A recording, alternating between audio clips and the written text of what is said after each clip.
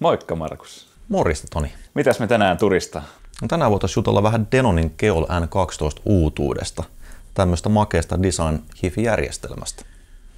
Aika nätti peli. Mitäs kaikkea se pitää sisällään? Mikä se on? No, tämä kaunis valkoinen kuutio on ensisijaisesti hyvälaatuinen stereovahvistin, mutta täällä on valtavasti lisää herkkua. Eli tämä on siis ihan täyspainoinen järjestelmä, mihin vaan lisätään kaiuttimet ja siinä on koko systeemi valmis.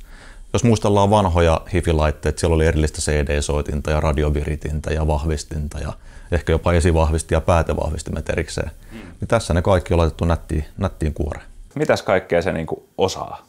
No tosiaan meillä on täällä simppelisti CD-soitin, mitä moni käyttäjä arvostaa edelleen tänäkin päivänä. Joo.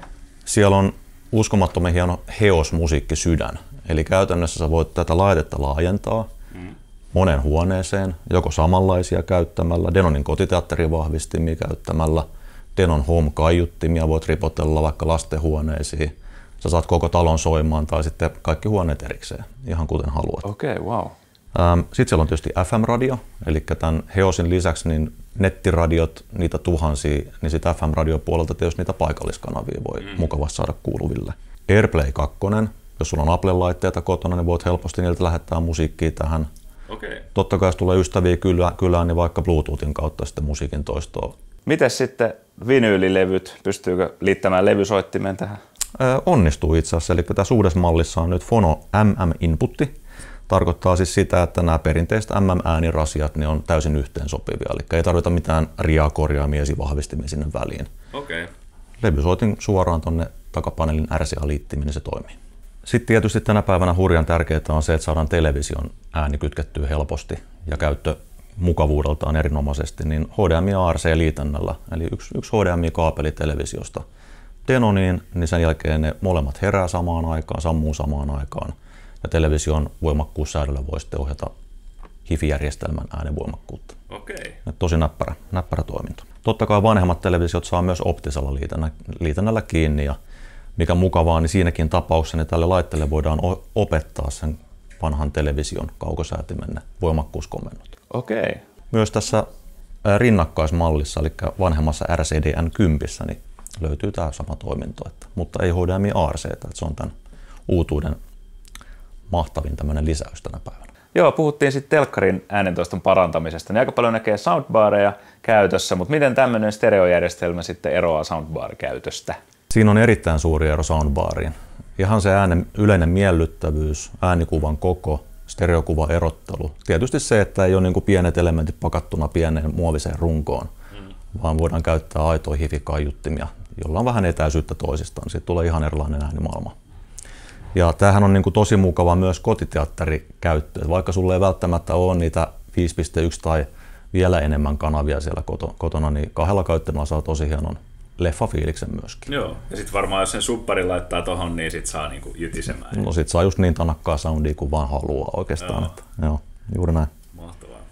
Okei, no minkälaisia kaiuttimia tälle voisi ajatella kaveriksi? Onko se passiivia, aktiivia vai minkälaista? No tosiaan, niin tämähän tukee molempia. Eli mahtavana juttuna sillä on 2 x 65 wattia tehoa per kanava. Se riittää erinomaisesti oikeastaan mille tahansa normaali hifi-kaiuttimelle. Sekä pienemmät jalustaversiot, isommat lattiamallit, niin riittää kapasiteettia ajamaan niitä kyllä. Okay. Ja sitten tosiaan aktiivikaiuttimet saadaan myös suoraan, eli tuossa on niin sanottu 2.1 lähtö, eli voidaan kytkeä 2 aktiivikaiutinta tai 2 passiivikaiutinta ja sitten vielä aktiivinen subbari. Oho. Eli saadaan ne matalat toistumaan sitten, vaikka olisi hyvinkin pienet design-kaiuttimet vaikka pääkaiuttimina. Tyylikästä.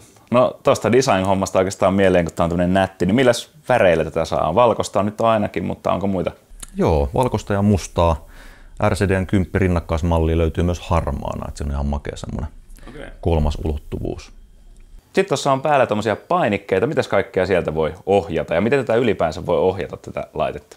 No se on monipuolista, eli tosiaan niin täällä päällipinnassa löytyy tietysti nämä normaalit käyttökytkimet, voimakkuus, valikon säätöpainikkeet, sisääntulovalinta, mutta sitten ehkä yksi makeampi juttu Denonin laitteessa, tosi monessa tänä päivänä on nämä Quick Select-toiminnot. Joo. Eli tässä tapauksessa niitä löytyy 3 kappaletta.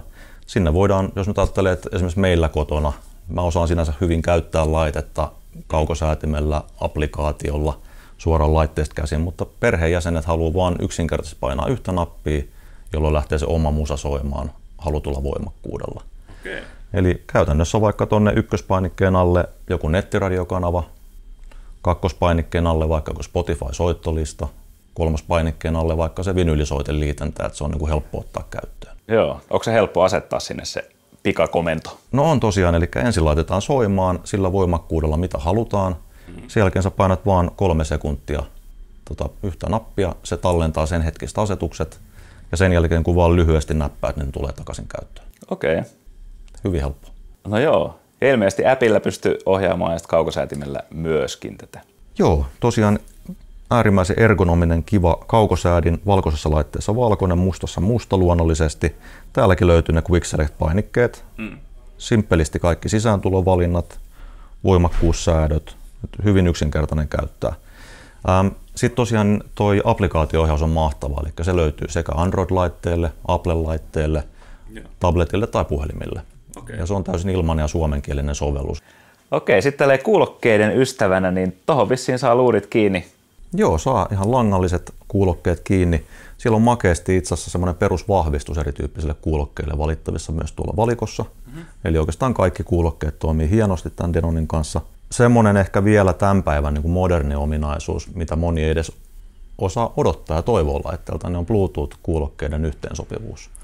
Tämä Denon pystyy lähettämään sisään tulevan äänen myös langattomille kuulokkeille.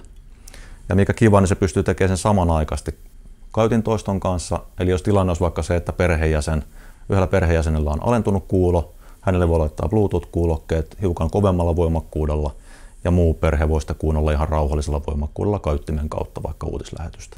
No okei, mitäs sitten kun aloin itse jo vähän innostua tästä, mutta mitäs jos joku muukin innostuu, niin mistä näitä saa ostaa?